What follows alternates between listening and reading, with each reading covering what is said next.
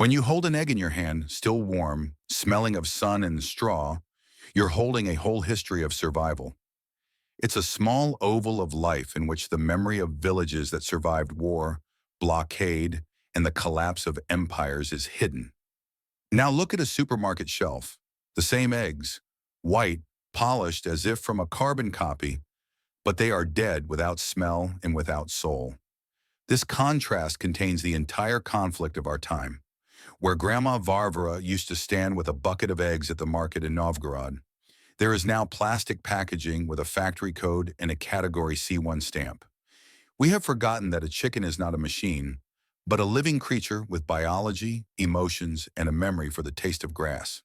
In the villages of Russia, Ukraine, Belarus, Kazakhstan, everywhere wars and droughts occurred, it was the chicken coops that saved families. In 1942, when people near Leningrad ate sawdust and glue, some yards in the blockade kept 2 or 3 chickens. They were fed leftover potato peels, and in return they received life, 1 egg every other day. In the post-war years in the Voronezh and Kursk regions, there were even communal chicken coops, collective poultry houses where women took shifts, and eggs were divided equally among families. In Central Asia, in northern Uzbekistan, in the Fergana Valley, chickens saved people during drought years. They were given water from irrigation ditches, fed with weed greens and dry flatbreads made of corn flour. The old folks said, "Where there is a chicken, bread will not run out." And this was not a metaphor. Back then, nobody said organic farming. There was simply no other way. The feed base was seasonal.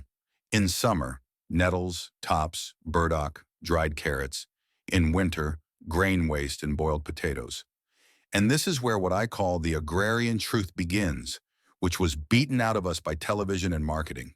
Nature always gives in abundance. In every weed patch is a storehouse of protein. In every fallen leaf is a vitamin concentrate. Take, for example, the common black turnip.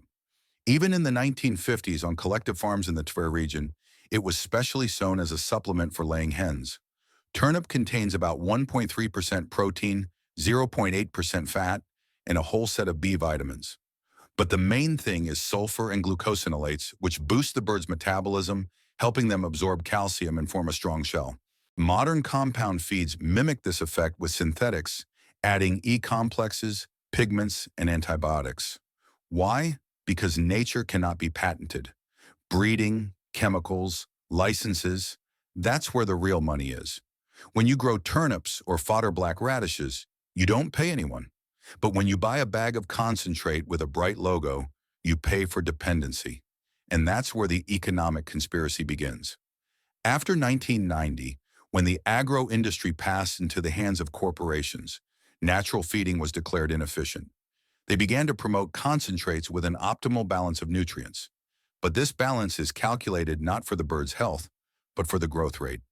In the supermarket, no one will tell you that a laying hen from an industrial complex lives 18 months and then goes to disposal because her body is squeezed dry. In the village, a chicken lived for 5 to 6 years and laid eggs until the end. Why? Because she ate greens, not powder. Science confirms everything. Vitamin A from leaves and tops is absorbed 2.5 times better than from a synthetic additives. Calcium from the green parts of turnips and beets is almost completely bioavailable, especially in combination with silicon, which is found in young chayote. When a chicken pecks fresh plants, her production of the enzyme lipase is activated, fat absorption improves, and her body temperature rises by 0.3 to 0.5 degrees. This means she is less susceptible to colds and stress. Now for a practical point, if you have even a small plot, don't rush to plow every meter. Set aside one corner for a wild garden. Let everything grow there. Lamb's quarters, purslane, horsetail, even nettles. This is a natural vitamin bar for your chickens. Mow it once a week and throw it right into the pen. In a couple of days, look at their combs. They will become brighter and more saturated. This is a sign of good blood flow and metabolism. We are used to thinking that knowledge must be sought on the internet, but real knowledge lives in the earth. It smells of manure, wood smoke, and rain on a metal roof. When you return to these practices, you're not just saving money, you're reclaiming your autonomy because no bag of compound feed will teach you how to understand your birds. And perhaps this is our mission, not just to feed, but to restore memory. The memory of generations who knew that everything needed grows beneath our feet. We are the last generation that can bring back this knowledge before it's erased by advertising and packaging. Knowledge survives only when we pass it on. If you listen to the sounds of any rural yard where chickens live, you'll hear the living pulse of the earth. It's much louder than a tractor in the field, and more important than the television in the house. It was this clamor, this rhythm of life, that determined whether a village would survive or not. In the post-war decades, when state collective farms were collapsing, when the new economy of the 90s brought down everything that relied on communal work, chickens once again became quiet saviors. In those same Bryansk and Smolensk villages, women survived not because of subsidies, but thanks to a shed where dozens of feathered birds sat under a lamp. The chicken is the economy of little people. Where factories disappeared, chicken coops remained. And today, 30 years later, we are coming back to this again. Only now, armed not with slogans, but with knowledge. Let's start with the first discovery I made on my farm by accident. Chayote, or, as it is called in Central Asia, the climbing squash. It wasn't in the old collective farm catalogs, but in the Soviet years they tried to grow it in the southern regions, in Georgia and southern Uzbekistan. There it was given to livestock because it loves moisture and bears fruit endlessly. I once threw half an overripe chayote to the chickens, and they began to peck greedily, as if it were a watermelon. And that's where biology kicked in. Chayote contains almost 90% water, a lot of fiber, and vitamin B6. This is pyridoxine, which is involved in the production of serotonin. And serotonin in birds is not only a happiness hormone, but also a regulator of egg laying. The higher the serotonin level, the more stable the cycle. I later read a study, chickens receiving a natural source of B6 lay more evenly and longer than those fed compound feeds with synthetic premixes. There's the difference between living and dead nutrition. The next hero of my experiment is Navo, or turnip. In Soviet subsidiary plots, it was often called the second potato. It was a salvation for northern regions, Arkhangelsk, Komi, Karelia, where potatoes didn't always ripen. The turnip provided both food and green mass. Surprisingly, turnip leaves contain up to 4% plant protein and almost 200 milliliters of calcium per 100 gram. That's more than in cottage cheese. I started giving it to chickens finely chopped, and to young chicks, boiled, and noticed that mortality dropped by almost half. This isn't magic, it's just minerals and living enzymes. Turnip activates digestion, increases grain absorption, and reduces stress in the bird. Yes, chickens also get stressed, from heat, from crowding, from loud sounds. And these natural feeds lower cortisol levels. Nature regulates itself if you don't interfere. The third discovery is kohlrabi. It is often called cabbage turnip. In Soviet times, it was grown on experimental plots in Belarus and the Baltic states. But then, when large agro holdings arrived, this crop was simply crossed off the production lists. Too non-standard, not suitable for combine harvesting. Yet kohlrabi is a treasure trove of vitamin C, containing twice as much as oranges. For chickens, this is a powerful immunomodulator. It helps against respiratory diseases, especially in the fall when there is humidity and mold in the poultry houses. I now cut kohlrabi into thin slices and mix it with grain. The chickens eat everything down to the last bit, even the leaves. This is prevention without a medicine cabinet. Now about radishes.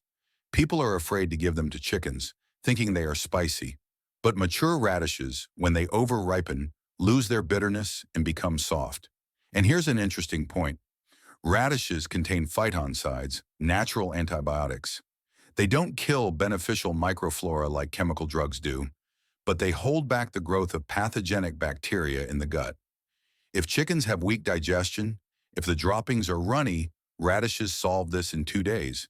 And radish leaves are pure protein, up to 3% protein, 35 milliliters of vitamin C, and lots of magnesium, which regulates muscle activity. It's no wonder that in southern villages, radish leaves were dried and ground into green flour for winter feeding. Today, this is forgotten. Why? because a bag of winter concentrate is easier to sell than a bag of knowledge. The next crop is Verza, and it's also kale, also leaf cabbage. In the Pskov and Leningrad regions, old women called it zimnitsa, the winter one. It survives frosts down to -15 degrees, which means when everything else dies, it stays green. For chickens, it's the ideal winter green. Its leaves contain iron, calcium, vitamins A, K, and a whole range of antioxidants. When a chicken eats kale, her blood vessels are strengthened.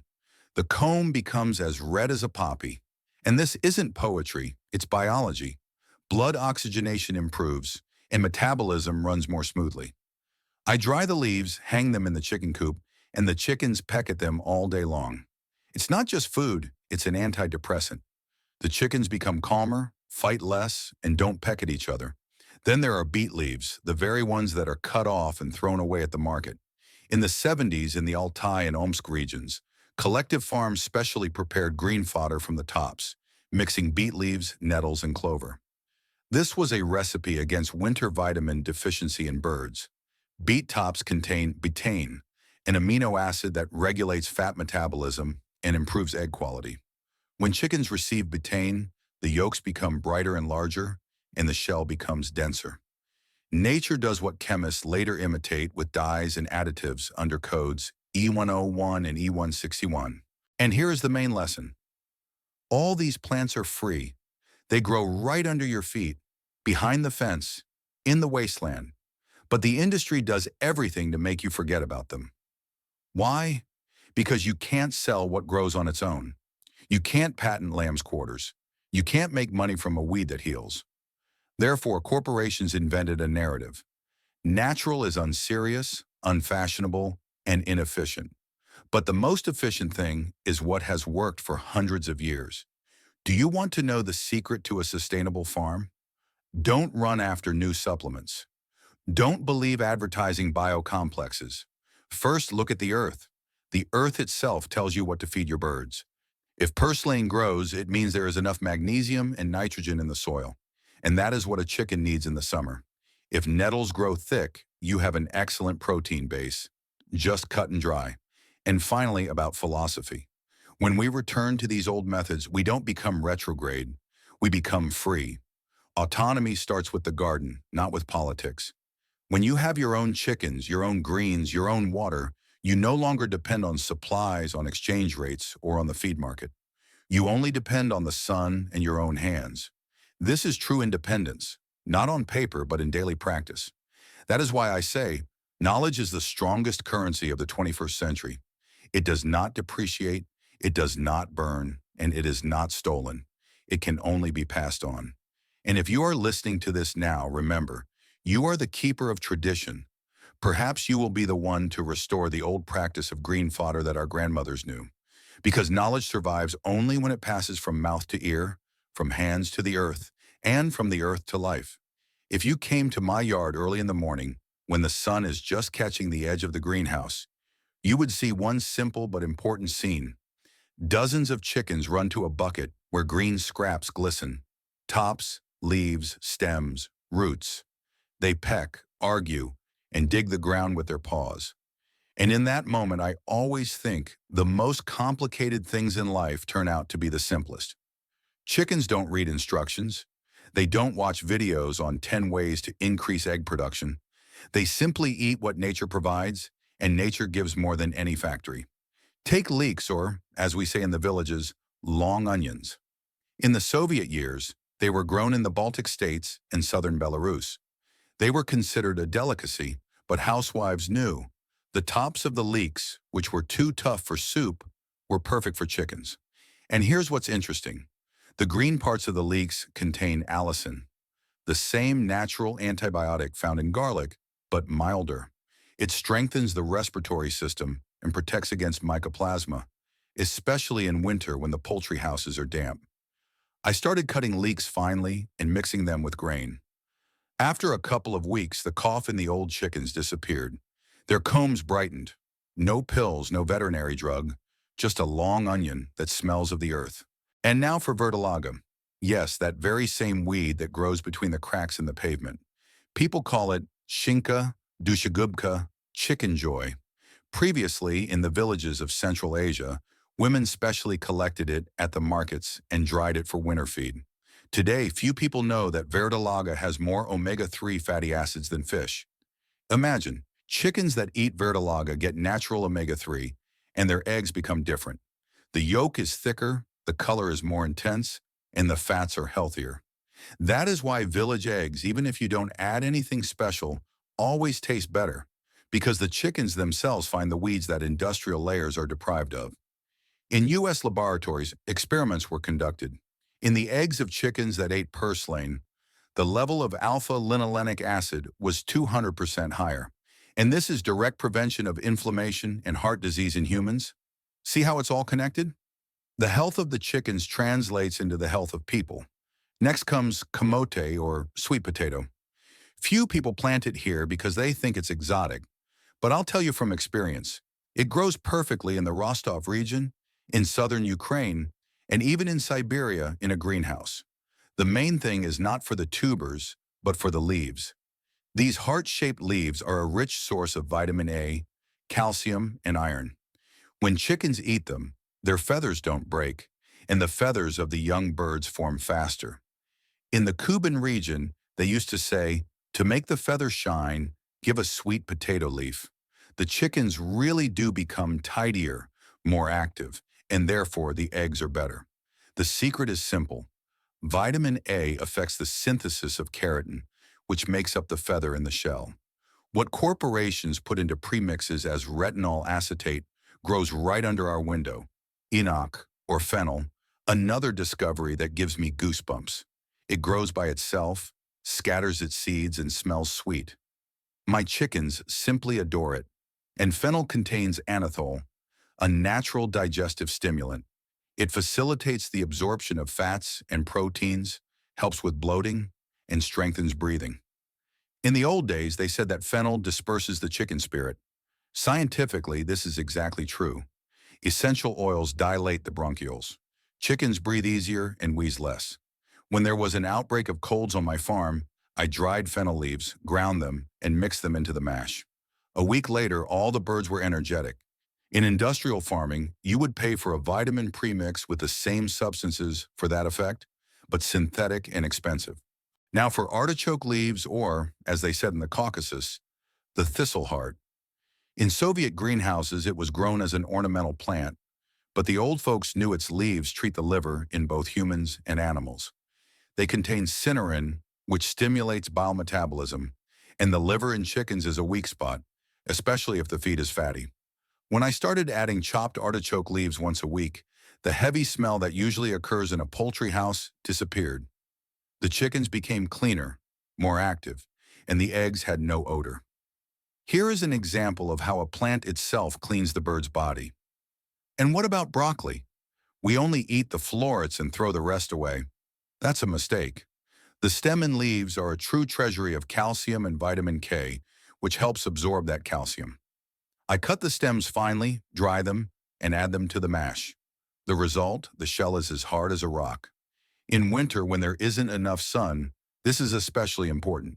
Calcium is not absorbed without vitamin K, and synthetics from compound feed work poorly. The natural complex, however, performs miracles. And that's when I realized each of these crops solves a specific task. Chayote, hydration and heat resistance. Turnip, immunity and egg production.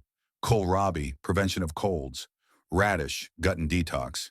Kale, blood vessels and anti-stress. Beet leaves, color and egg quality. Leeks, respiratory system. Purslane, omega-3 and thick yolk. Sweet potato, feather and vitamins. Fennel, digestion. Artichoke, liver. Broccoli, calcium and bone structure. Together, they create a natural pharmacy that no store will sell you. But of course, this is not profitable for corporations. They need you to buy bags, to depend on supplies. Therefore, marketing does everything to make you believe that grass is a thing of the past. In textbooks for poultry farmers from recent years, sections on green fodder were completely removed. They only left feed norm charts with grams per kilogram of live weight. Paper arithmetic where there is neither sun nor the smell of the earth. But it is green fodder that works miracles. If you have at least 20% greens in your chicken's diet, you can reduce grain consumption by 30% and egg production will not fall. This has been proven by both our grandfathers in science. For example, at the Agricultural Institute near Omsk in 1968, an experiment was conducted. Groups of layers received either only grain or grain with green fodder. In the second group, egg production grew by 27% and shell mass by 18%, without any additives, just herbs. Now imagine the economics. If you have 30 chickens, each lays 25 eggs a week. At a price of 25 cents per egg, that's almost $200 a month. Add to that the savings on feed, another 30, 40 plus. And all this is thanks to plants that grow for free. In a year, about $500 of net income. And if you have 100 chickens, the numbers become 3 times higher. This is already a family business, not a side hobby. That's why I say this is not just a life hack, it's a rural revolution, a small but real return to intelligence, to the earth, to logic. After all, chickens are the litmus test of a farm. If your birds are healthy, it means the whole farm lives in balance. No diseases, no parasites, no rot. It means the person nearby is doing everything right. And yet the main thing isn't money, but knowledge. Because green fodder isn't sold in bags. It needs to be understood. Understood how it grows, where it likes shade, where sun, where moisture. This is true farming, not a purchase, but an interaction. So if you are watching this now somewhere in a village, in a small yard, or even in the city, remember, everything you need, you already have. The earth is nearby, water is nearby, seeds are in every market. Sow chayote by the fence, a few beds of turnips, leave a corner for purslane. Don't fear the dirt, fear dependency, because nature doesn't take interest. She simply returns everything in abundance. That's why I call my approach not eco-farming, but memory farming, because it's not a fashion, but a return of memory. The knowledge of our ancestors is not an archive. It's a survival manual. And if we don't pass it on, we will lose not only the chickens, but the very ability to be free. There is an old saying, as long as chickens cackle in the village lives. And this is not just a poetic image, it's biomonitoring. In the 60s, when the agricultural intensification program was rolling across the Soviet land, scientists from the VNIIP traveled to collective farms and collected data. What chickens eat, how many eggs they lay, how weather conditions affect them. And it turned out that the most stable indicators were given not by the farms that bought compound feed, but by those that used a herbal scheme. Greens, tops, weeds, root crop remains. A paradox? No, just a balance between the living and the artificial. Take the black radish, for example. It was also called the custodian against the cold. Old housewives grated it into a mash with bran for chickens during the frosty months. Why? It's simple. It contains essential oils and sulfur-containing compounds that activate the immune system. In industrial feeding, the same effect is achieved with antibiotics, but an antibiotic kills microflora, while the radish strengthens it. The difference between sterility and resilience? There it is in one spoonful of grated radish. Another forgotten hero is the Jerusalem artichoke, or sunroot. It was mass-grown in northern Ukraine and Belarus as far back as the 80s. After the collapse of the Union, many plots became overgrown with it naturally, and this saved people in the 90s. Chickens also adore Jerusalem artichoke. The tubers are sweetish, and the leaves are nutritious. The main component is inulin, a natural prebiotic that restores intestinal microflora. If you give chickens chopped tubers or even dried leaves, the gut works like clockwork. Less ammonia smell in the droppings means less stress and cleaner air in the chicken coop. This is all natural chemistry without laboratories. Now let's talk about beet tops a bit deeper. Many are afraid they cause diarrhea, but it all depends on the dosage. If you give up to 10% of the feed mass per day, the effect is perfect. The blood is purified, hemoglobin grows, and the egg becomes denser. In the tops are iron, magnesium, and beta-carotene. All these elements are needed for hemoglobin production in birds, especially during the molting period. When a chicken molts, the body uses up almost 30% of its protein in mineral reserves. Therefore, during this period, Green fodder is not a supplement, but a salvation. In the old villages, they knew this without any science. In the Cuban region, they said, as the chickens molt, so the master will meet the winter. If the molting went easily, it meant the farm was well fed and in balance. If feathers fell out in clumps and the bird turned pale, expect trouble. Today we call this stress syndrome, but the meaning is the same. Nature always speaks through the bird. By the way, few people know that nettle is not just a weed, but a full-fledged feed concentrate. In 100 g of dried nettle, there are 20 g of protein and 450 milligrams of calcium. This is the level of meat and bone meal. But unlike meal, nettle doesn't produce an odor and doesn't cause obesity. In the Soviet era, it was specially dried in attics, nettle flour. In the fall, it was mixed into the grain. Even Gosagroprom recommended it for layers in the 1984 standards, 3 to 5% of the diet. But then it was forgotten. Forgotten not by chance because nettle doesn't sell for $20 a bag. It grows for free, and that is its threat to the market. Now about the psychology of chickens. Yes, it sounds funny, but it's important. A chicken is a social animal. There is a hierarchy in the flock, and if the birds are oppressed, egg production falls. Synthetic feed makes them sluggish and apathetic, while greens stimulate behavioral activity. Chickens dig, search, and peck. This lowers the level of the stress hormone cortisol and increases the level of dopamine. This is why chickens that walk on grass lay better. This is the biochemistry of behavior, not village tales. It is scientifically proven. If a bird receives natural feed with living enzymes, its microbial diversity in the gut increases. And everything depends on this, from immunity to mood. Chickens fed with greens have a higher level of good bacteria, lactobacilli, and bifidobacteria. They protect against salmonella and coccidiosis, and all this without antibiotics. Let's talk now about potato leaves and tops. I warn you right away, raw is forbidden, but dried is priceless. Back in Kazakhstan in the 70s, potato tops were dried in the shade, ground, and given in winter. Solanine is poisonous in raw form, but during drying and boiling, it is destroyed, leaving vitamins and carotenoids. Thus, chickens received green fodder even in January. Today we throw this away, although it can replace up to 15% of the winter diet. Let's not forget about pumpkin crops. Chickens enjoy eating the pulp and seeds, and the seeds contain zinc, magnesium, and a natural anti-parasite complex. The old folks said, give the hen seeds, there will be no worms. And this is pure truth.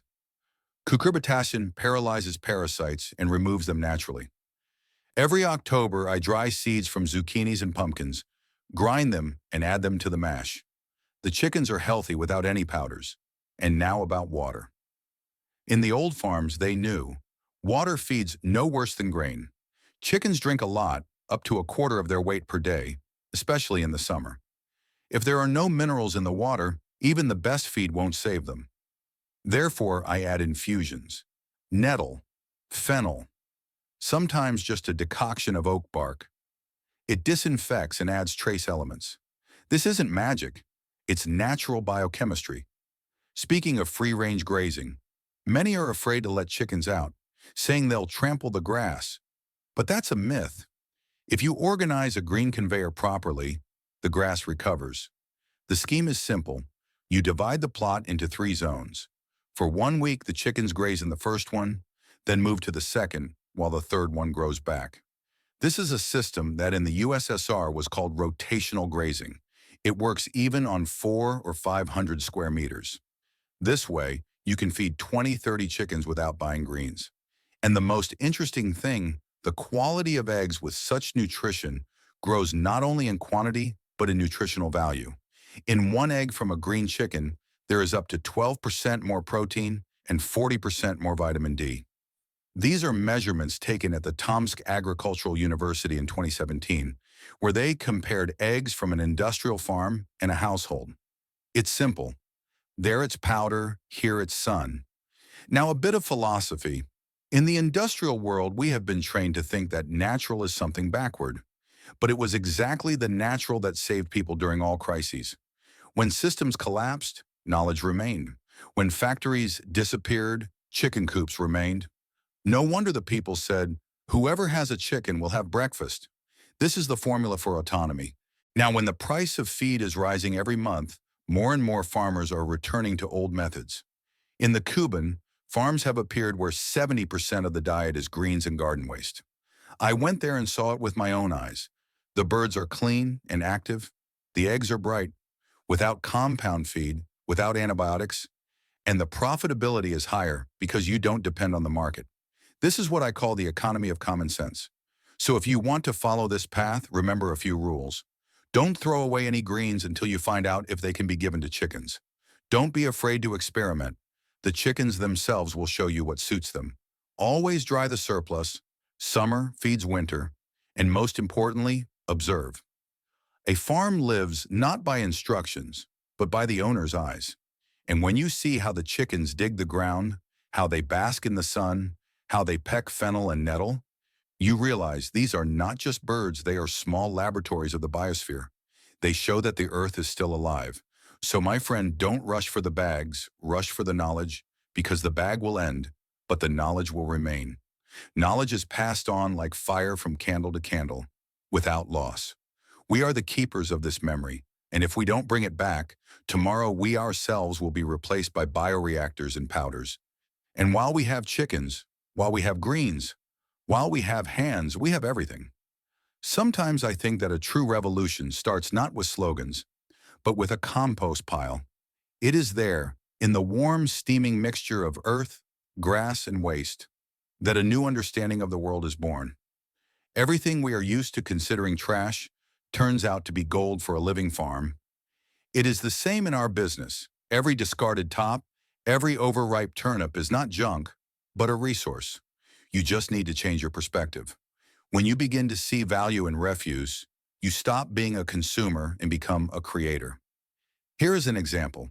In old villages in the south of Russia in the 70s and 80s, there was a custom. Near every chicken coop, there was a pit, a zhamovka. There they put beet pulp, potato peels, cabbage leaves, everything left over from the kitchen and garden. In winter, this mass would ferment, and in spring it was given to the chickens. In one spoonful of such feed are millions of lactic acid bacteria. This is a natural probiotic that strengthens the intestines and increases immunity. Modern farms sell living cultures for poultry at $20 a bottle, but the principle is the same: bacteria. The only difference is that in the village, they were always raised for free. The system of herbal silages worked in the same spirit. In the 1960s, this was ubiquitous in the Baltic states and Belarus. In the summer, they mowed grasses, clover, lamb's quarters, nettle, beet tops, and put them in barrels. They added a little salt and sugar, compacted it, and closed the lid. 2 weeks later, a sweet and sour mass was produced, rich in vitamin B12, which is not present in plants but appears during fermentation. For the chickens, this was a winter salad that replaced greens. On my farm, I revived this practice and now I see the result. Even in January, the eggs are just as bright as in summer because the bacteria continue to work. The feed is alive. Now let's talk about microgreens. It seems like a trendy term, but in the villages, they knew it long before bloggers.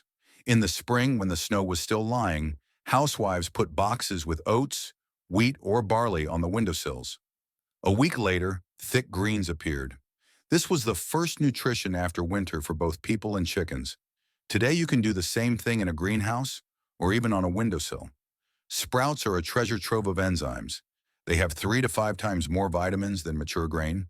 If you feed chickens sprouted oats, egg production increases by 15–20% without any vitamin supplements. And now one of the most underrated gifts of nature, the dandelion. Its leaves contain calcium, potassium, and inulin, which normalizes metabolism. But most importantly, the dandelion stimulates bile production, cleanses the liver, and helps with poisoning. In Soviet poultry manuals, they wrote directly, in case of spring weakness and lethargy of the young, give fresh or dried dandelion. But today, no one reads these pages. People buy vitamins in capsules and don't understand that all this grows under their feet. And one more crop that an old poultry breeder from near Moscow told me about, horse sorrel. It is usually bypassed, thinking it's sour, an animal won't eat it. That's a mistake. Oxalic acid in small doses helps calcium absorption. The main thing is not to give more than 5% of the daily feed mass. In the old days, it was dried and added to winter mashes. Thanks to this, the hen's shells remain dense even with a short daylight period. Speaking of light, the light regime is another forgotten factor. In Soviet poultry houses, they knew the norm: 14 hours of light for layers, but the light doesn't have to be electrical. If you have a small farm, make windows on the south side so the sun warms the floor and nests. Give the chickens morning light. This triggers the hypothalamus, which means it stimulates egg laying. Light is a biological alarm clock.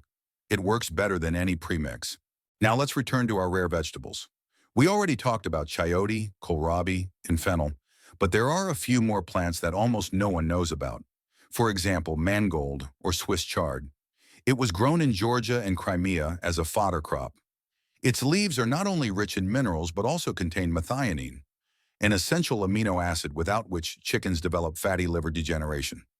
If you add mangold to the diet at least once a week, the chickens will be more active and live longer. Then there's amaranth, which was also called pigweed. It grows on its own as a weed, but it contains up to 18% protein and a massive lysine, the very amino acid responsible for muscle growth and shell strength. In the 1980s in Kazakhstan, there was even an amaranth, Feed of the Future project, but it disappeared after the collapse of the Union. I found old seeds, sowed them, and now every summer I have a whole plantation.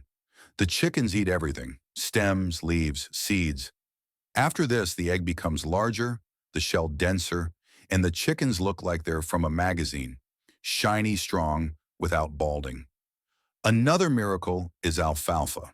It contains almost 20% protein, carotenoids, vitamins K and E. But the most valuable part is chlorophyll. It works as a natural antiseptic. Alfalfa can be mowed, dried, and ground into flour. In the old collective farms, that's exactly what they did. It was a green concentrate. Today, it can be done even in the city on a balcony: a few boxes, a lamp, and you have year-round feed. And now a bit about clay and ash. Do you know why chickens sometimes peck the ground or the wall? They are looking for minerals. In the villages, they always placed a separate container with wood ash and sand. Chickens bathed in it, cleaned their feathers from parasites, and simultaneously received trace elements: potassium, phosphorus, magnesium. Ash is a natural mineral supplement, an antiseptic, and an anti-parasite agent all in one. If it's not there, the chickens start to get sick, the feathers dull, and the egg becomes thin-shelled. But ash is free, left over after every heating. Herein lies the paradox of industry. Everything most useful is free, and everything sold is redundant. Compound feed dependency is not only an economic trap, but a cultural one. We were untaught how to think. We were convinced that farming must be according to science, where every crumb is calculated by a formula. But true science is observation. Look at a chicken. If she digs the ground, it means she's looking for minerals. If she pecks at grass, it means there's a lack of protein. If she pecks the neighbor's feather, look for the reason in the diet, not in medicines. It's simple. When I started using these rare vegetables and greens, my feed costs decreased by almost 40%. But the main thing is the health of the birds. In 3 years, I haven't had a single epidemic. I forgot what antibiotics look like. The chickens don't die and don't molt ahead of time. The egg is large and dense. And you know what? Customers feel the difference. People come and say, "Your eggs smell of the sun." And that is the best advertisement, because the smell of the sun cannot be bought. This is the true philosophy of farming. Not maximum profit, but maximum life. A farm is an ecosystem. You give to the earth gives to you. Everything returns. Chickens are mediators between humans and the earth. They turn grass, weeds, and even trash into food and fertility. And when you understand this, pride appears, true pride, from the earth, the pride of creation. You feel that you are in your place, that you don't depend on politics, on imports, on networks. You have your chickens, your greens, your life. In the ability to look at a weed and see feed in it, in the ability to hear the earth while it still speaks, lies true science. Knowledge survives only when we pass it on in practice. If this story changed your view on common weeds in the garden, subscribe to our channel and give us a like. We are restoring the history and knowledge that they tried to hide and bury. Sow the future with us. The next knowledge vault will open very soon. Be ready to listen to the earth.